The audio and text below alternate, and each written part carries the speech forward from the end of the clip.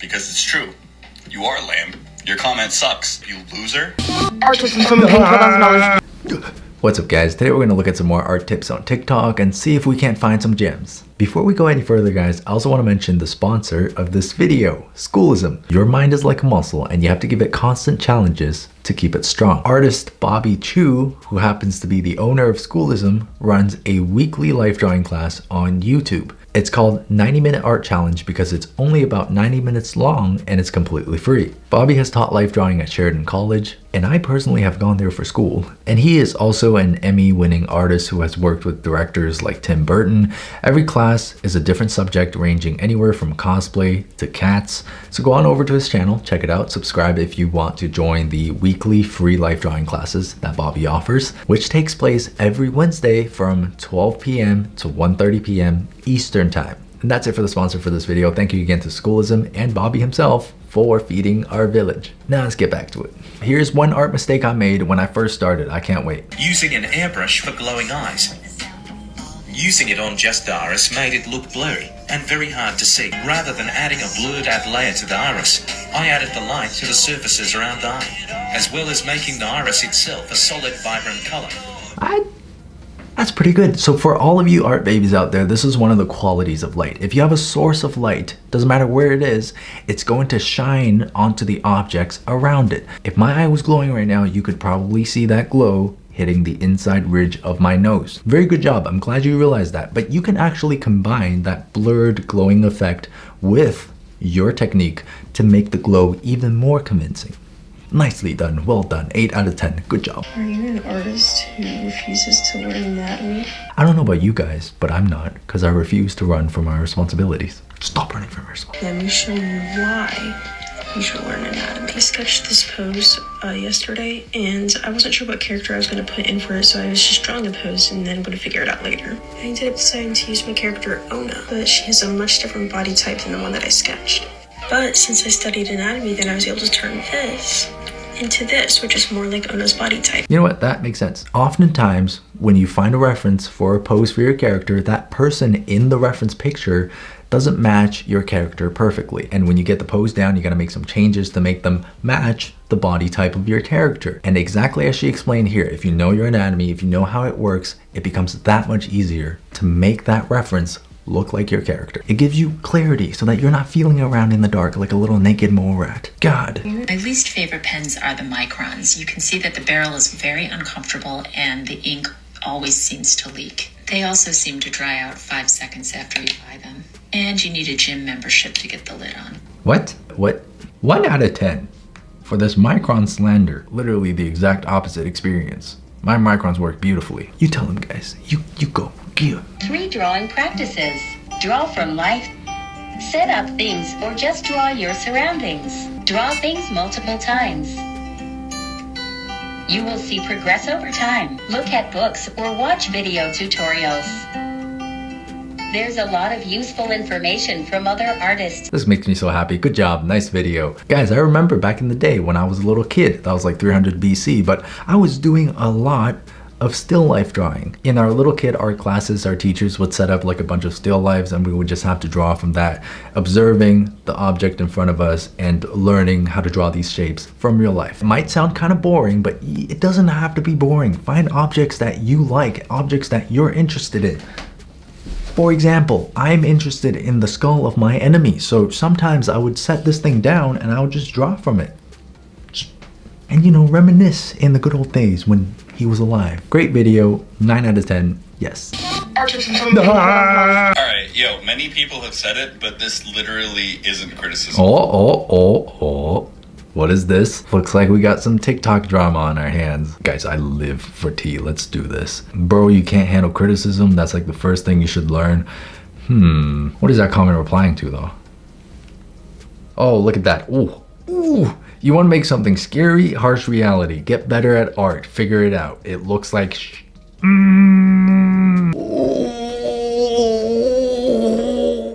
Guys, why so rude? Can we be civilized? Okay, so with that context, let's see his video. It isn't criticism to comment on someone just like, because what you guys are doing is not trying to criticize me or make me better at art. You guys are trying to get a top comment so you can feel better about yourselves. and feel like a content creator and feel like someone who's putting themselves out there, but you're really not.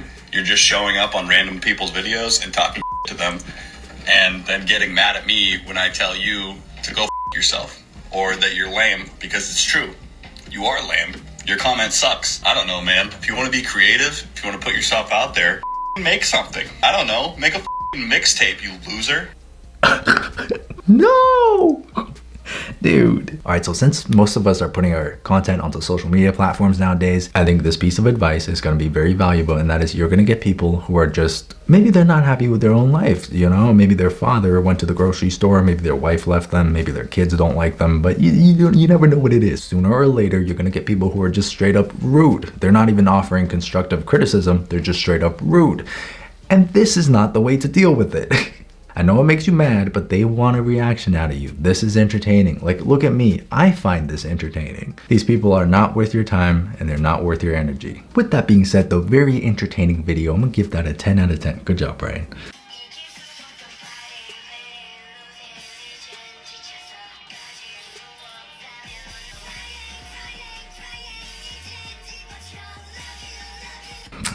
Okay. This year I've seen multiple times on TikTok where people put down seemingly random colors, they blur it and then they set it to like a different blend mode and they turn down the opacity and all of a sudden it makes the colors on your characters look better. It seems to be very popular, but before you go and start doing this to every single one of your drawings, you little babies, understand why this happens. This is because a lot of people have a warm band of color across the middle of their face, whereas the forehead and the chin are a little bit cooler. That's why the red looks natural in the middle and the yellow and the blue look natural at the top and the bottom. Understand why you do something before you do it. Don't just take these tips at face value. Also, if the lighting changes, what then? What are you gonna do? Where are you gonna put the red splotches? I'm gonna give that a 5 out of 10. Skin looking muddy, no problem. See, this is another one of those videos. Look. Looking muddy. No problem. It does look better, but you know what would be better than better? If you explained why. So I'm gonna pause it on this frame right here. The problem with this is a lot of people who are not experienced, a lot of little art babies are gonna look at this and be like, okay, so now I gotta put a bunch of scribbles of blue and green on the chin without even understanding why they're doing these things. It's much more helpful for you guys to observe actual reference photos and look at areas on the skin where the color might shift. For example, you look at me right now, you can see the tip of my ear is a little bit of a warmer color than the bottom of my chin. Take note of the very subtle hue shifts that you see and don't just blindly follow random color splotches that you see on TikTok. 3 out of 10 because I've had enough. I've had enough of this. 1 out of 10. Oh Touches no. to add to your art that will hide your mistake. Oh dear. 1 blur. If you can't see the mistakes, then they don't exist. 2 RGB shift, also known as glitch effect. 3 noise overlay, gives it a nice grainy texture. Subtle difference makes a huge difference. Okay, you know what? Doesn't hide your mistakes, but the effects do look really cool. I'm gonna give you an 8 out of 10. Good job. I just got a sketchbook of all sketchbooks. This won't be full until I'm in a nursing home. She thick.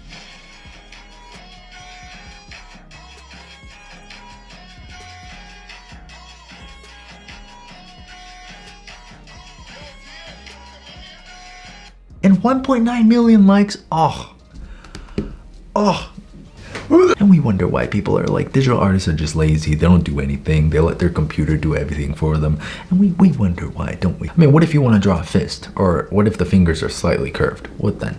What then? Over the last 5 to 6 years, I've completed 20 to 30 sketchbooks, and from this vantage, I'll point out a few ideas on how you can improve your craft in less time. It might seem obvious, but they are to focus on consistency, quantity, and speed. Especially if you're just starting out, I think it's better to make 100 30-second sketches than it is to spend even more time on just one picture. By doing this for 1 hour a day, you'll have 100 chances to calibrate your sense of proportion and the nuances of the human form. So even if you start with stick figures, you'll grow quickly. In 30 days, you'll have 3,000 drawings. You're going to learn the most by doing. So do a lot, do it quickly, and do it every day. Well, isn't that nice?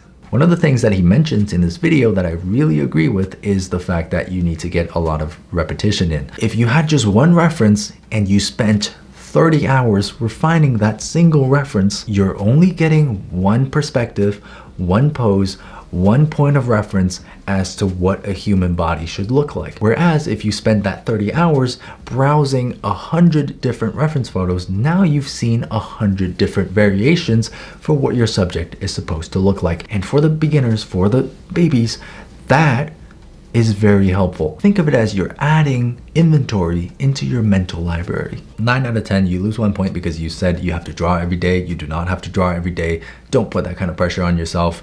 Keep art fun for you.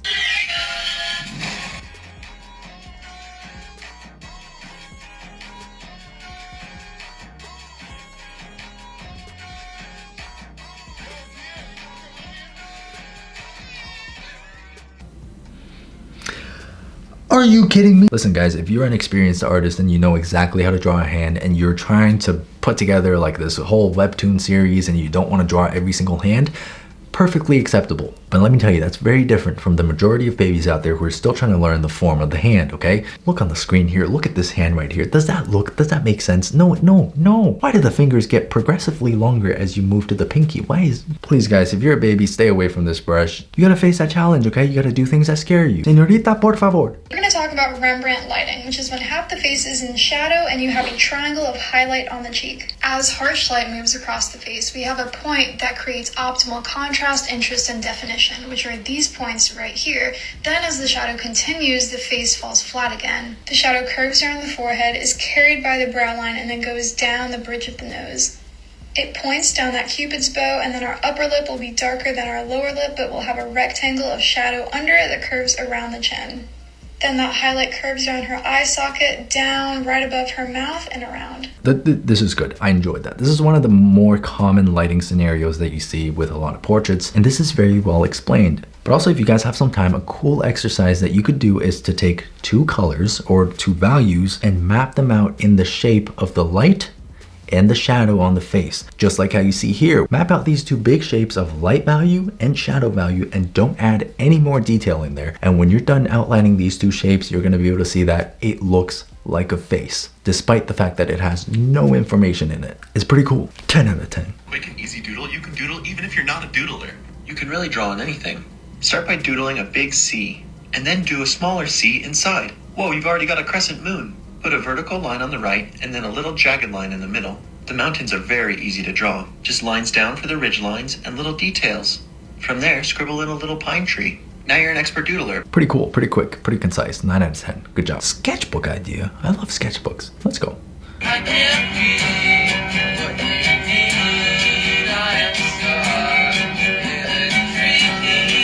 That's so cool. Oh my goodness, wow.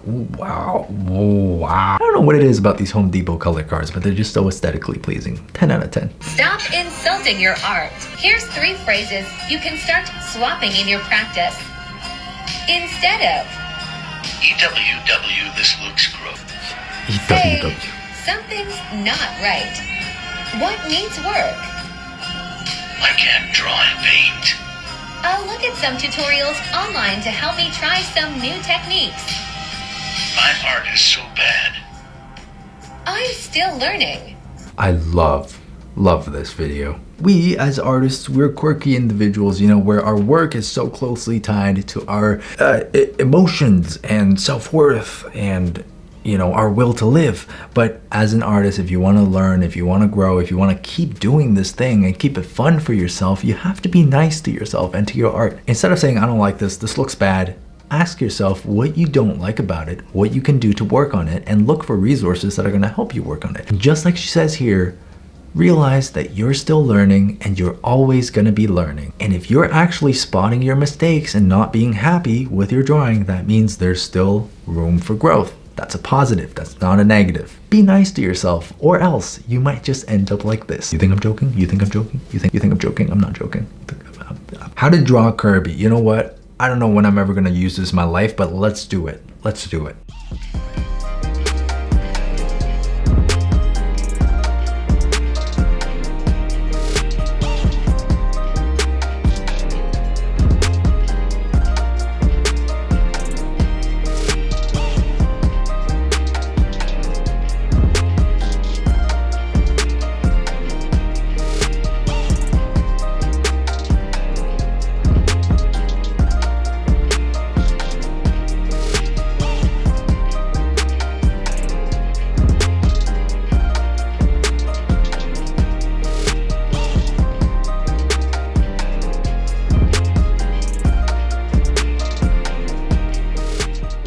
Wow!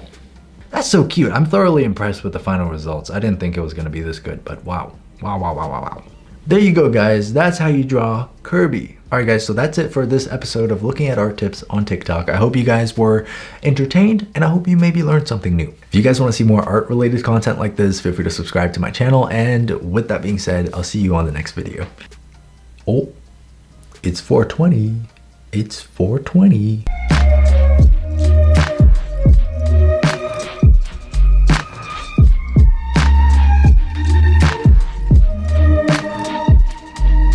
Alright, that's it from me. Class dismissed.